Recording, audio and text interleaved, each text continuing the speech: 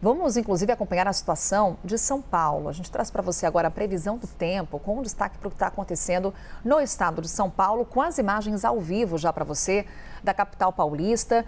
Hoje um tempo bastante encoberto na cidade de São Paulo. Essas são as imagens da região da Avenida Paulista e dá para perceber que o sol está bem tímido hoje. Inclusive tem alerta em São Paulo da Defesa Civil de chuva muito forte para o interior do estado. Vamos falar sobre isso com o Ricardo Camargo, professor de meteorologia da USP. Ricardo, muito obrigada por estar conosco. Bom dia. Oi, Carol, bom dia a todos. Conta pra gente, Ricardo, o que está acontecendo no caso especificamente aqui de São Paulo. A gente mostrou as imagens da Avenida Paulista, porque hoje está esse tempo meio nublado, mas é uma sensação de tempo um pouco mais abafado. O que está causando isso no estado de São Paulo?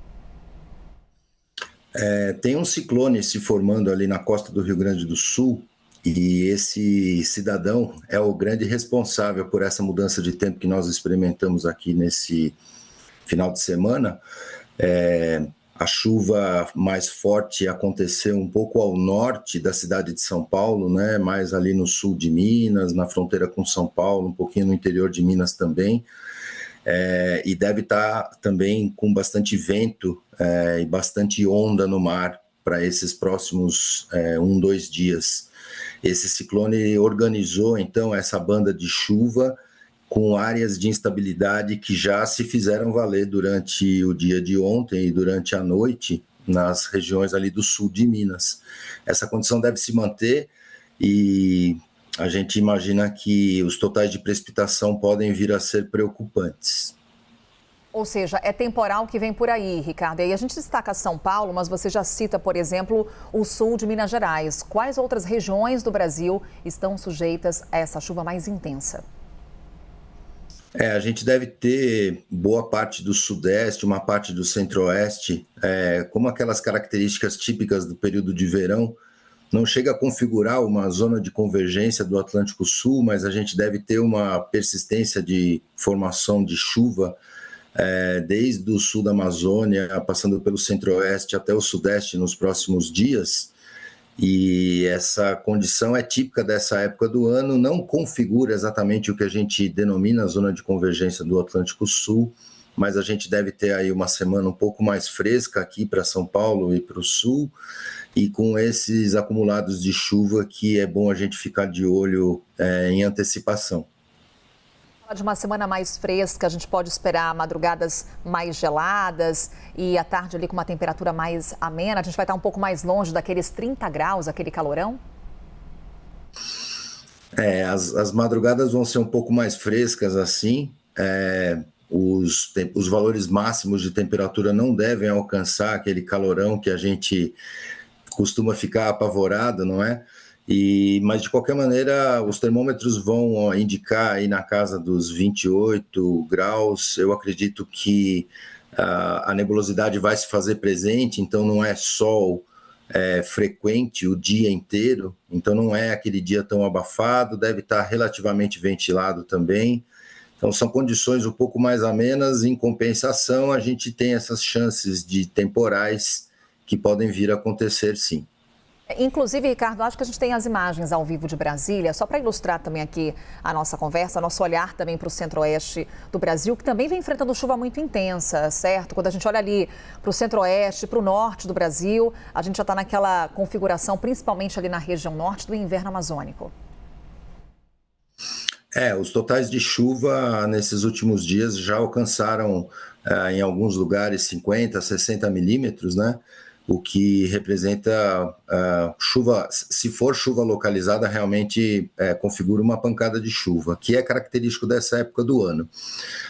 Sim, no centro-oeste, Carol, a gente teve essa área de instabilidade associada à entrada desse ar mais fresco, impulsionado por esse ciclone extratropical ali na costa do Rio Grande do Sul, e a gente espera que para os próximos dias isso possa acontecer. Lá ainda vai ter um pouco mais de sol, temperaturas um pouco mais elevadas do que a gente está tendo aqui, e justamente esse aquecer durante o dia pode levar à formação de pancadas no final do período. Isso é característico dessa época do ano e já temos que ficar de sobreaviso para que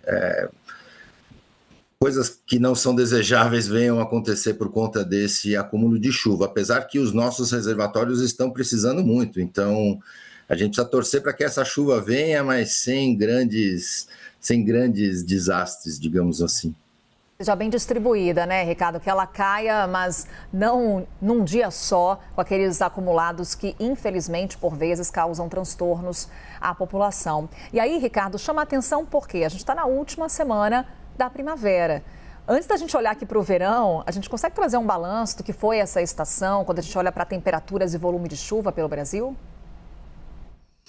Olha, os valores de temperatura, a gente falou agora há pouco, né? Nos surpreendemos, né? Não é só o interior de São Paulo ou o centro-oeste que alcançou valores muito elevados de temperatura na primavera, né? É uma época que ainda não forma tanta nebulosidade e a gente tem a incidência de radiação fazendo com que os valores de temperatura subam bastante. No verão, a gente tem a formação de nuvens muito mais frequente, o que faz com que a gente não tenha tanta incidência de radiação solar. Então, como balanço, a gente teve chuva abaixo do normal em boa parte do Brasil, algumas regiões só localizadas, né, com chuvas um pouco acima da média para essa primavera. A expectativa era de um atraso do início da estação chuvosa, que não aconteceu, mas também a estação chuvosa não se firmou ainda.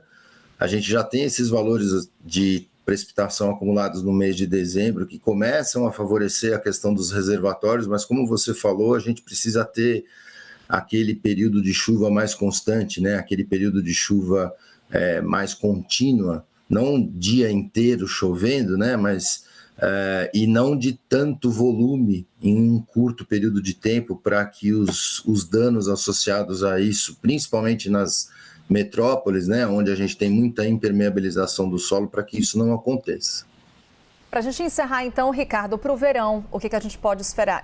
Você destaca para a gente esse volume de chuva na primavera? Teremos um verão com chuva acima da média? Olha, a expectativa é que a gente alcance a média climatológica, mas não em todas as regiões do Brasil, né? É sempre um desafio muito grande essa questão da antecipação do volume de precipitação no verão, que é a nossa estação chuvosa em boa parte do Brasil, né?